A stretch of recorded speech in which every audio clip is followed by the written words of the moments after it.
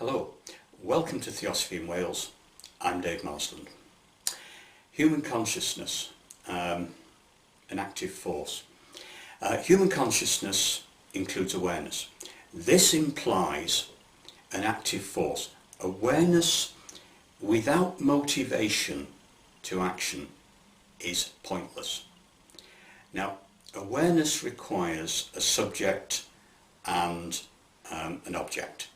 There has to be an entity to be aware and something for the entity to be aware of. Now, in the human kingdom, subject and object can be the same. As we are aware of our own existence and even our own thoughts. Now, the animal and plant kingdom probably have a higher level of consciousness than we used to think, because there's been some scientific research on this, but it's highly unlikely that our level of self-awareness can be found in the animal or plant kingdom. I think we're beyond that. We're aware of ourselves, and we're aware of ourselves within the cosmos.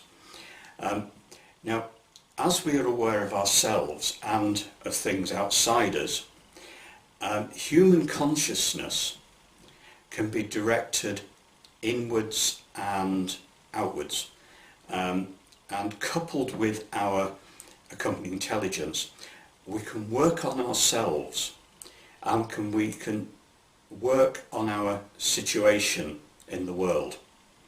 So we're aware of our situation and of ourselves, and we can reflect on these. Now, this has brought us to a situation where we can participate in our own evolution spiritually, physically and mentally. So we can work on this and change ourselves and change our environment. Now, this has brought us a long way which in evolutionary terms is quite a short period of time. But we've done some serious damage to the planet. But I think this is inevitable. This is part of our evolutionary learning process. We've brought ourselves to this, but we still have certain options, and I think that we have the ability to move beyond it, to progress beyond it, but we'll have to make some changes. Theosophy postulates that consciousness seeking to find expression is the driving force behind evolution, and this is throughout nature. It's true in all kingdoms of nature that consciousness seeking to find expression is taking us forward.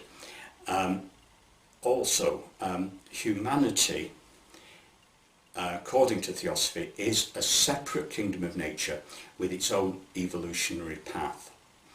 And we've forgotten this, or tended to forget it. We're still part of the ecosystem of the planet. We're not separate from it. And the planet really is not, strictly speaking, here to serve us. However, our consciousness is so developed and flexible that it creates an incredibly strong driving force. We can't just stand there, we have to do something. Although we have a long history of being complacent and not taking decisive action until disaster stares us in the face. But we do tend to take action. Now, we will move forward, and that includes technology, and we'll probably change ourselves, but there will be a massive paradigm shift in our thinking. The ecosystem of the planet is something with which we will coexist and collaborate, and not use it simply as a resource for our own benefit. That has to change. The other thing is we'll settle our international differences to some extent, so we can focus and collaborate on crisis science to address our environmental issues.